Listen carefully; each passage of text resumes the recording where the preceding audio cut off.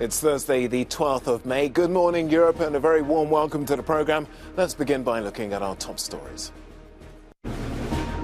Ukrainian forces say they're gaining ground as they push back Russian troops to the eastern border at Kharkiv and in Mykolaiv.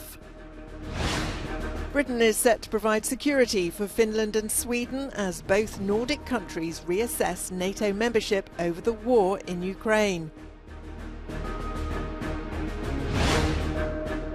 And find out why the streets are busy with foreign visitors in Georgia, but the tourist industry is being hit hard.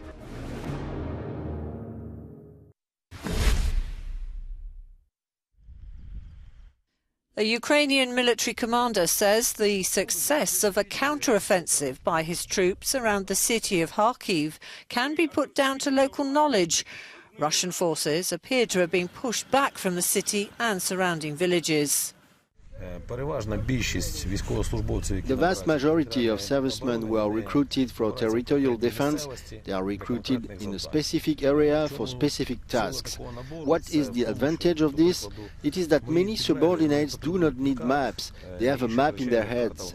They know this area not by maps, they walked it before. This is our strength. But in the east, along the front line in the Donbass region, Russian forces are continuing to deploy a relentless artillery barrage and have managed to take some territory. In the Russian-controlled city of Kherson, images published by the Russian MOD show volunteers distributing humanitarian aid. Officials there say they plan to request annexation by Moscow, a move that would confirm the Kremlin's permanent occupation of Ukrainian territory captured since February. Kremlin spokesperson Dmitry Peskov said it was up to Kherson's residents to decide whether they wanted to join Russia, but the decision must have a clear legal basis. And separatists in Donetsk on Wednesday celebrated the 8th anniversary of their self-proclaimed independence from Ukraine. Constitution Square in the city centre was renamed after a Russian officer who was among the first Russian servicemen killed in what's been called by Moscow as special military operations.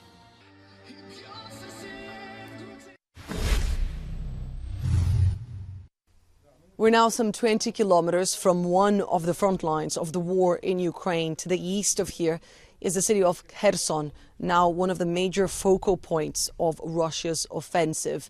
And this city, the city of Mykolaiv, has become a major strategic hub for Ukraine's defense. From here, many of the logistical aspects, the military aspects are organized. And this place has been shelled multiple times over the last few months, including the regional government building in the center of the city. And that's where we met Governor Vitaly Kim, the administrator of this province, who told us about the situation on the ground. He said that Russia's offensive in the south of Ukraine has now stalled and that Ukrainian troops are retaking grounds. The line of defense is a war outside, and there is 24 hours per day they are fighting, so they can stand anytime we have. So we have no choice, they will stand. That's it. The message is simple: keep on fighting. And according to Governor Kim, the news that the Russian-installed administration in Kherson might ask Moscow authorities to annex the region changes nothing in Ukraine's strategy. He said that they will continue to fight and will ultimately retake grounds. He also had a message of gratitude towards the West, towards European nations, saying that they are glad, very happy with the support they have been receiving, but that more weaponry is needed so that Ukraine and Ukrainian troops can sustain their gains and further advance east to reclaim their sovereignty. Annalise Borges in Mykolaiv, southern Ukraine, for Euronews. To this press conference. The UK and Finland have signed a mutual security agreement promising to come to the aid of one another if attacked. It's designed to reassure the Finnish of support as they consider whether or not to join the North Atlantic Treaty Organization. Russia has threatened consequences if Helsinki joins the military alliance. something Finland's president rejects. They are ready to attack a neighboring country. So, when you ask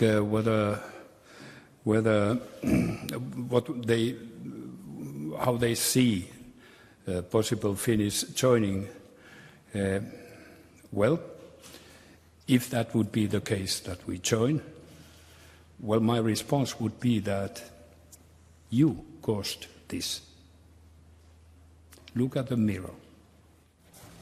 Earlier, Boris Johnson offered the same security guarantees to Sweden. Both Nordic countries have been alarmed by the Russian invasion of Ukraine, triggering a reassessment of NATO membership. The UK agreement covers the potentially vulnerable transition period between applying for the treaty and securing full membership. I think this declaration is important, whatever security policy choice Sweden will make for the future. But of course, we are right now exploring different options, and there are also discussions in Parliament between the government and all political parties in Parliament. And of course, we are exploring all possible options, and NATO is one of them that is on the table. Sweden and Finland say the British offer is of great value at a time of high tension.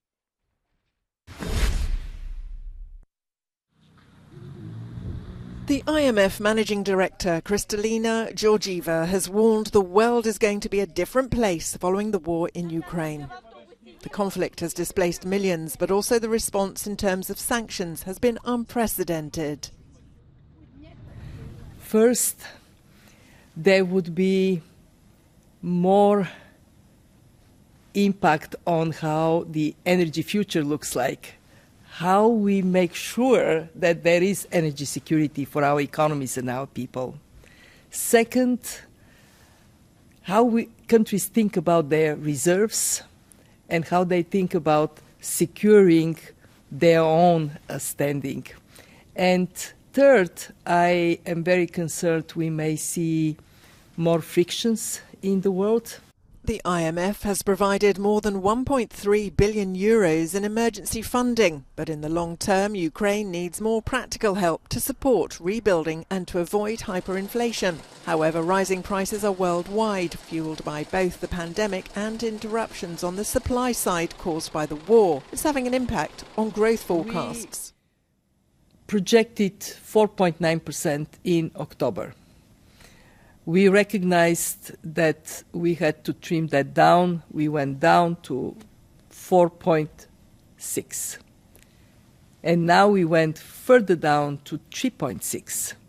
So you look at our projections for growth vis-a-vis what we have achieved in 2021, 6.1% down to 3.6. in an economy that has not yet fully recovered. The head of the IMF clearly sees the war as a major setback for the world.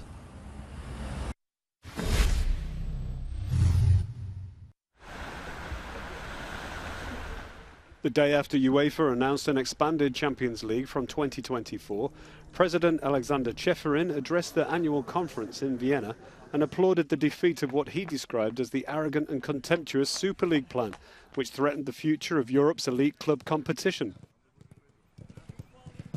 My friends, when UEFA is at one with its member associations, its clubs, its leagues, its players, its coaches, supporters, commercial and TV partners, the IOC, Brussels, and every single European government in opposing an arrogant, contemptuous plan devised by a handful of billionaires who cannot embrace the concept that on the football pitch, as in life, you might lose to someone who is smaller than yourself. And in this case, football is the winner as well. On Tuesday, European football's governing body announced a series of Champions League reforms to stop further threats of a breakaway tournament that emerged in April 2021. A reformatted group stage, currently 6 games per team, has been reduced from a planned 10 rounds to 8, with a qualification method that rewards the most successful nations more recently in European football. You're watching Good Morning Europe. More news and analysis coming up in a moment.